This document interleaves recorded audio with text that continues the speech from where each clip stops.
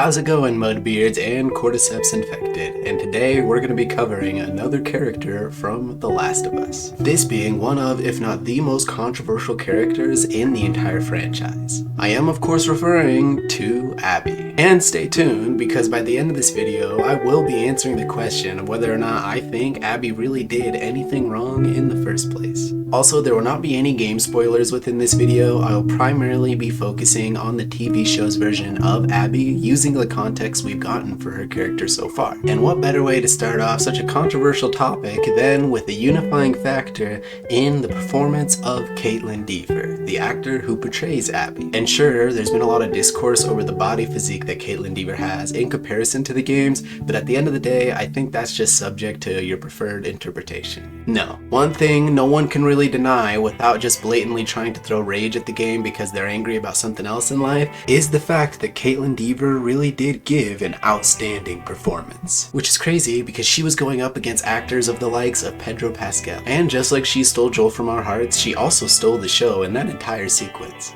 I also wanted to bring up a fact that some people may not know, and normally I wouldn't really like to address stuff like this within a video considering it seems like personal information, but there has been articles written about it and I do think it does attribute to my point I'm trying to make. That is that you never know what a person's going through whenever you decide to throw judgment their way. You also never know what someone's going through whenever they're at work. Believe it or not, Kaitlyn Dever did actually recently suffer a tragic loss before she started filming everything you saw on our TV screens. And reasonably, she'd be very just to stall and try to get her bearings to be able to perform at her best. But somehow, she still pulled it all together to give such a fantastic performance in this entire episode, despite facing outside circumstances that would cripple most of us. I did all of this for her. Like I did all of it to make her proud, and so that's what kept me going. So that is mainly just a testament to the actor. Whether you are upset with the character or the show altogether is besides the point. The actor doesn't deserve any of the hate. I'm hoping game fans had learned their lesson from the mistreatment of Laura Bailey, who had voiced Abby within the games. But I guess only time will tell. That being said, for the rest of the video, I am solely going to focus on the character of Abby, rather than any external aspects.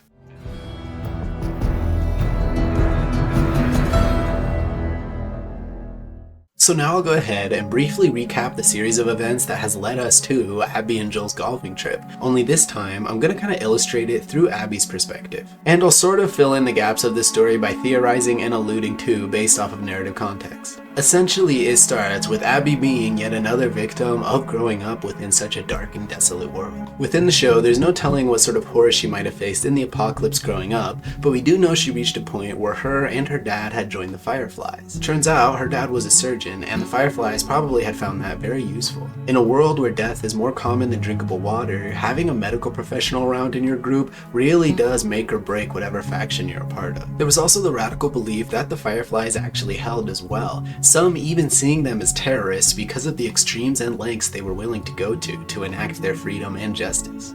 And while I plan on making a video breaking down the Fireflies faction as a whole one day, for now I'll just say anyone who was a part of their group would more often than not have some pretty decent morals, their entire motto being finding light in the darkness. And from the context we've gotten so far, it's obvious that her and her dad had built a pretty happy life there. Let's just fall into the Fireflies' mindset for a second. When they're out there fighting the good fight, some of them are bound to come back injured. And if some of them are on the brink of death, the odds are Abby has helped not only heal some injuries, but potentially save lives of good people trying to save people around the world. And if you fall into the Fireflies' mindset for a minute, you can believe that everybody who goes out there and enacts some of these activities may likely get injured for fighting the good fight, which could potentially mean that she has bore witness to her dad healing the injured and maybe even saving lives. In a world as scary and horrifying as this, to still have people fighting for such good and noble causes, you're bound to probably idolize them. And considering the actions that take place later, it's obvious that she truly did love her dad. Fast forward however many years, and suddenly they hear word of a girl who potentially could lead to a cure. Turns out she's immune.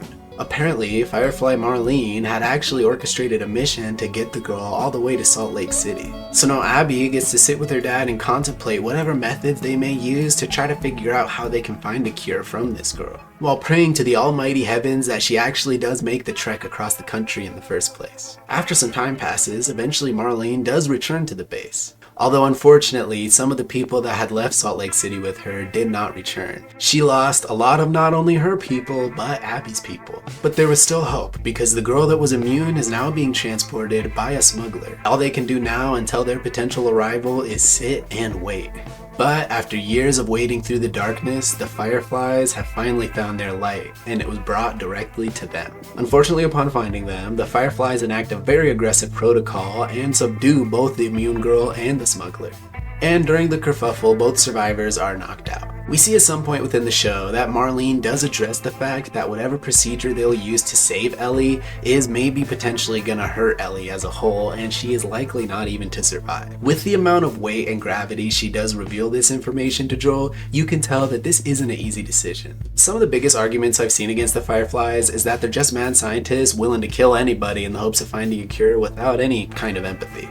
Which I feel is a strange conclusion to come to considering what we've seen within the show and the games, but whatever. Point is, it's fair to assume from what we've seen in the Fireflies, and Marlene being the biggest representation of the Fireflies, that anybody dealing with this sort of decision is probably going to sit with it pretty heavily. So we could probably safely assume that Abby and her dad probably struggled with this decision, her dad more so than Abby being the surgeon who would perform on her. But at the end of the day, while Ellie and the smuggler are still knocked out, they decide to push through with the procedure. No prior discussions being had with the smuggler and the immune girl at all. And while we haven't seen the context behind such a hasty decision just yet, it's fair to say that they've probably seen a lot of death in their day, and with the potential cure to save humanity and the entire planet, I feel anyone would be in a rush to try to extract that as soon as possible. I'll address whether or not this is the right thing to do later in the end of my video. At the end of the day, the Fireflies decide to push forward with the procedure before the smuggler and the immune girl can wake up. However, as Abby's dad prepares for the surgery, they get word that Joel is finally awake, Marlene going to have a discussion with the smuggler. This decision does not go well, resulting in Marlene kicking out the smuggler and sending him home. Unfortunately for everyone within the Firefly base, they find out that they all very much underestimated the smuggler. This results in a sequence of events where gunfire and blasts are heard all over the building. Eventually, Abby finds her way through all the corpses to the room where her dad was performing surgery. Who knows the amount of fear she might have felt taking those final steps towards that door. And as we can see, the steps leading up to this door is a sequence of events that plays in her head for several years to come. And unfortunately for Abby, when she gets to the other side, not only is the potential cure to save all of mankind gone, but her dad is dead on the floor, brain splattered. The Firefly's only hope of performing any sort of surgery on her, gone, extinguished, along with any familial bond Abby may have still had in this world.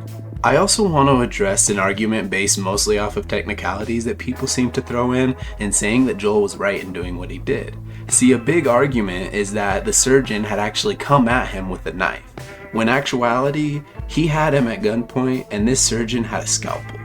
No matter how you play it, this surgeon was not going to win this situation, and both he and Joel knew this. Why would this surgeon have pushed forward? Presumably so they could hope to find a cure. That was the entire thematic point of the first game.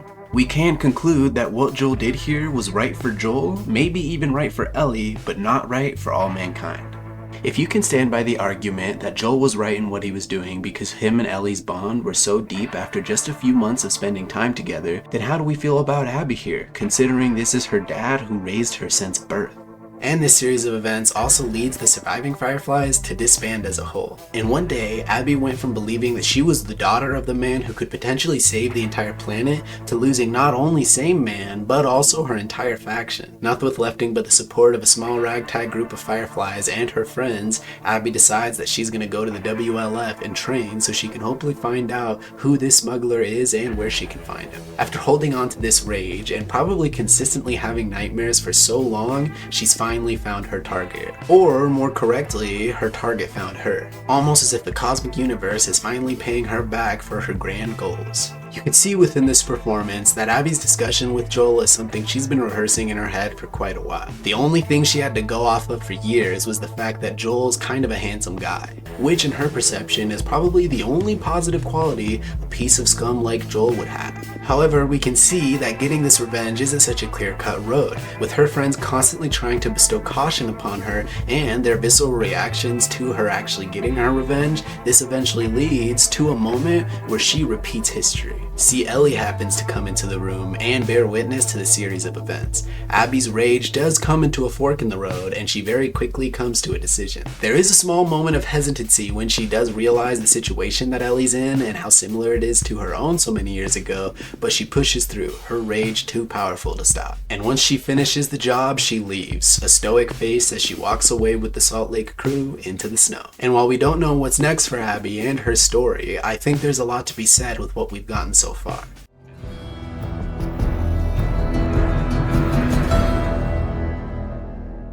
Now, if after all this you're still very much rooting for Ellie to go over and hunt Abby down, hopefully killing her slowly and maliciously, then I have to ask you a question: what did Abby actually do wrong? For some, it's the fact that she murdered in the first place, but we've seen that both Joel and Ellie have done this, sometimes in self-defense and sometimes the innocent. Or maybe it's a fact that Abby should have realized that Joel was a guy who lost his daughter several years ago and wouldn't want to go through losing his daughter yet again. But I don't know how she would really know that context, so we'll go ahead and skip past that. Maybe it's the fact that she'd be willing to go so far to kill Joel altogether to get revenge. But if that was the case, then would you really be rooting for Ellie to do the same now? I believe that the reason a lot of people don't like Abby isn't because she murdered in the first place, isn't because she held on to the concept of revenge for so long, and it isn't even because she still betrayed him for Joel saving her in the first place.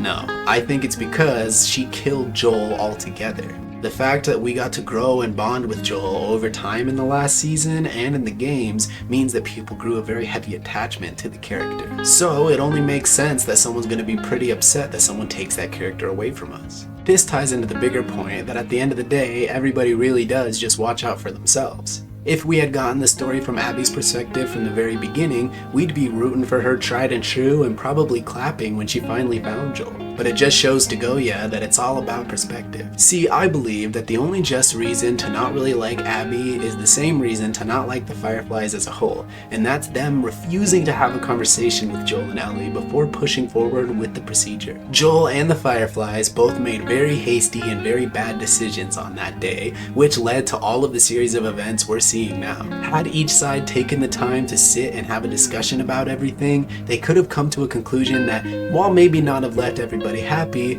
would have at the very least left people in understanding. And let's say that they did try explaining everything to Joel and waited for Ellie to wake up, and maybe she even would have agreed to the entire process. And let's say Joel decides that he still doesn't want to lose a daughter. This still would have given them enough time to come up with a method to subdue Joel. That, plus the fact of having Ellie be there to calm him down, would have definitely helped. But there was only so much control Abby actually had during that situation, and while we could potentially still get a flashback of her maliciously rubbing her palms together as she forces her dad to push for the procedure, I don't think that's likely anytime soon. See, with the context we've gotten of the character, she's a lot like any other survivor out there in the world. Someone whose actions are primarily based off of the instinct of survival or emotion. And for so many years, it's been primarily emotion. I guess my biggest point is, if you're really rooting for Ellie to go ahead and hunt down Abby, then you really shouldn't be too surprised that Abby went to hunt down Joel. But that's mainly just to defend the character as a whole, not necessarily their actions.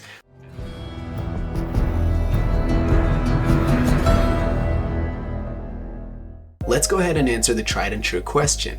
Did Abby actually do anything wrong? The answer, yes, very obviously so. See, she continued this pursuit of violence, and this kept the cycle going. Her losing her dad and deciding to hold on to this rage for so long rather than finding another thing to value within this world did eventually lead to her recreating the same scene with Ellie in her place. And given what we've seen of her character so far, it's very unlikely she'll sit around the rest of the season crocheting and smoking weed with Dina. No, at the end of the day, this is the story of the last of our morals, the last of humanity, and the last of us. And in The Last of Us, no character is truly good or evil, but I am an open-minded person. If you're a show watcher, I would definitely avoid the comment sections, but if you're someone like myself who has played the games, is there an argument to be had that does put Abby to blame for most of the events more than any of the character within the story? In my opinion, I think it's a cycle that will just continue until we choose to try to break it. So the blame is equally to pass around to everybody who decides to get involved in the same cycle. But if you truly do believe that Abby is the ultimate end-all be-all to blame for everything and all the bad things that happen within this world and all the characters' lives, then I would truly love to hear your arguments down below. Again, appreciate all your support, appreciate all the feedback, and remember, a hole-in-one is only fun until you break your golf club.